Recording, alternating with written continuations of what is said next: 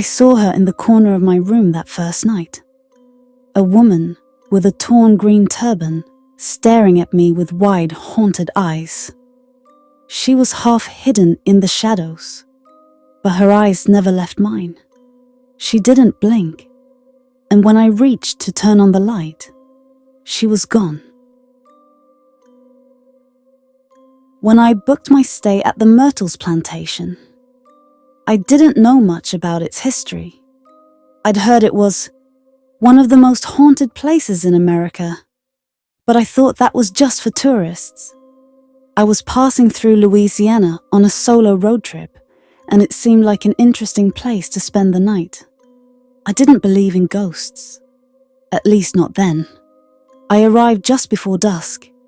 The sun was sinking behind the moss-draped oak trees, casting long shadows over the old plantation house. The air was thick, hot, and still. The place looked beautiful, almost peaceful, but there was something about it that felt heavy, like the air itself was watching me. The woman at the front desk was friendly enough, but as she handed me the room key, she gave me a strange look. "Are you here for the ghost tour?"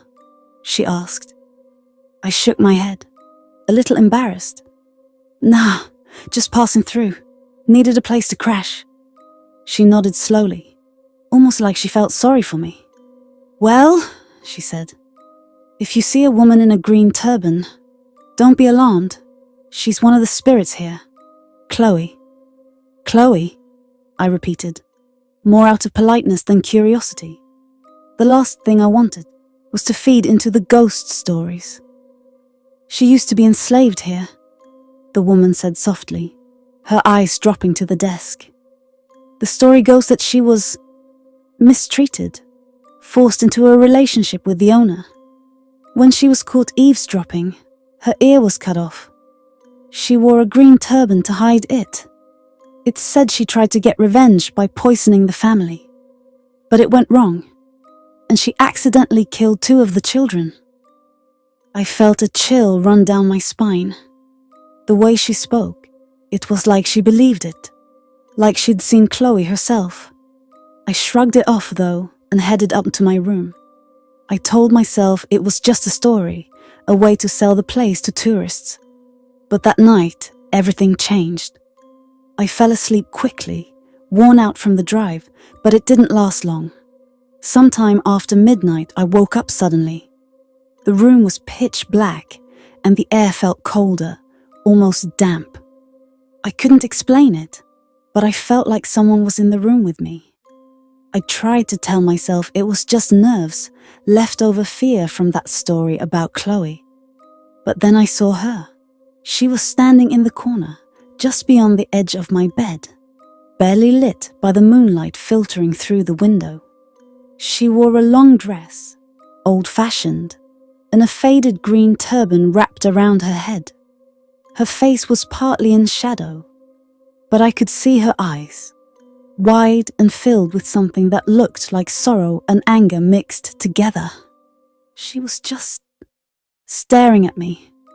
I froze. I wanted to speak, to scream, to move, but I couldn't do anything. It was like I was trapped in a nightmare, unable to wake up. My heart was pounding so hard I could feel it in my throat. And then, just as suddenly as she'd appeared, she was gone. I spent the rest of the night with the lights on, sitting up in bed, too afraid to close my eyes. By morning, I'd convinced myself it had just been a dream, a trick of my mind, but something in me knew it wasn't. I could still feel that heavy, cold presence in the room, lingering like a shadow. The next day, I couldn't shake what I'd seen, so I joined the ghost tour that evening, hoping to understand what was going on. Maybe hearing more about Chloe would explain it. Our guide was an older man, his voice low and deliberate as he led us through the rooms, recounting the Myrtles Plantation's dark history. Built in 1796 by General David Bradford, this place has seen over 200 years of tragedy, he began. Originally, it was called Laurel Grove. Bradford, a man on the run after the Whiskey Rebellion, came down here to Louisiana and started a life away from trouble. But trouble followed this place. He stopped us in the hallway, his voice lowering as he continued. Throughout the 1800s, the Myrtles was a plantation built on the backs of enslaved people, forced to live and work under brutal conditions. Louisiana was a major part of the Deep South's slave economy. And like so many others, the families here owned people whose lives they controlled without mercy. Chloe was one of those people. I felt a heaviness settle over the group as he said her name. There was something solemn about the way he spoke, as though Chloe's memory still haunted even him. She was an enslaved woman in the early 1800s, forced into a relationship with Clark Woodruff, the man who ran the plantation at the time. Some say she never had a choice, that she was used for his desires. But when she was caught eavesdropping on a family discussion, maybe just out of self-preservation, Woodruff ordered her ear cut off as punishment. From that day on, she wore a green turban to hide her scar, a mark of her suffering and the cruelty she'd endured. As he spoke, we moved into a room that felt colder than the rest. The guide stopped at a table in the center of the room, one he said was close to where Chloe had prepared a cake for the family. They say Chloe plotted to slip a bit of oleander, a poison, into a cake, just enough to make the family sick. Her plan was to be the one to save them, to earn some favor or safety for herself. But something went wrong. 2 of the children died that night. When the other enslaved people found out, they knew what would happen if the family suspected them all. So they took justice into their own hands. And Chloe was hanged right outside, on a tree in the front yard. I felt a chill run down my spine. He gestured toward the window, as if we could see that very tree, gnarled and twisted with age, still standing as a reminder of Chloe's last moments. The guide looked around the room, his voice becoming a whisper. Some say Chloe's spirit lingers here, trapped by guilt, or maybe by anger. People say they see her reflection in mirrors, or feel her presence in the corners of rooms like this. And late at night, you might even hear footsteps in the hallways, soft and slow, as if she's searching for something, or someone. He paused, letting the silence hang heavy in the air. My skin tingled as I listened, every word resonating with what I'd felt the night before. I hadn't told anyone about what I'd seen, but as I listened, it felt like the guide was describing exactly what I'd experienced. That night, I tried to sleep again, telling myself it was just nerves. But in the middle of the night, the cold returned sharper this time. It was like the temperature had dropped by 10 degrees in minutes. I pulled the blanket over my head, trying to ignore it. But then I heard a faint creaking, like footsteps slowly moving across the wooden floor. The sound came closer, stopping at the foot of my bed. My heart was racing, and every part of me screamed to run, to do anything but lie there. But I was paralyzed with fear. And then I heard a whisper. It was so soft I could barely make out the words, but it sounded like someone saying, "I didn't mean to. I'm sorry." Slowly, I lowered the blanket, and there she was again, standing at the foot of the bed.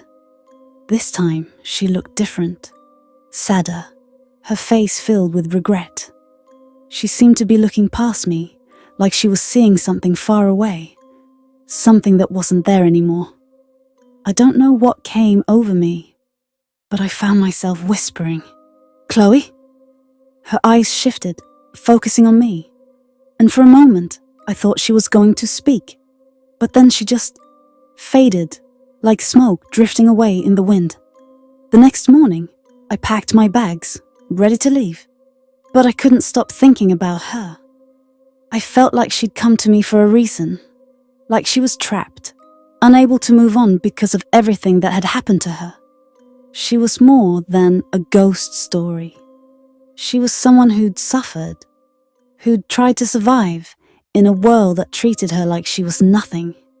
Before I left, I went to the front desk and asked the woman there if people really saw Chloe, if anyone had ever tried to help her.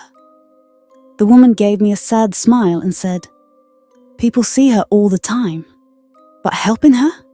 I don't think that's something we can do. Some spirits are just stuck, especially when there's too much pain keeping them here." I nodded, understanding, but feeling a sadness I couldn't shake.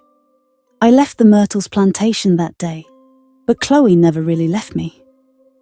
Even now, I sometimes wake up in the middle of the night, feeling that cold chill, half expecting to see her standing in the corner of my room, watching, waiting.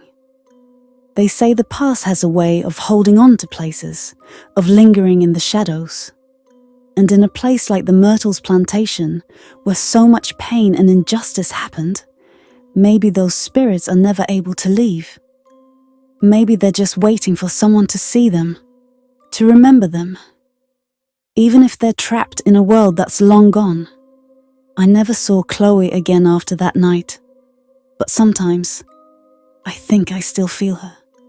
In those quiet moments, when the air feels heavy and the shadows stretch long, I remember her eyes filled with sorrow and anger and a yearning for something she'd never find. And maybe, just maybe, she's still there, waiting for the day she can finally be free.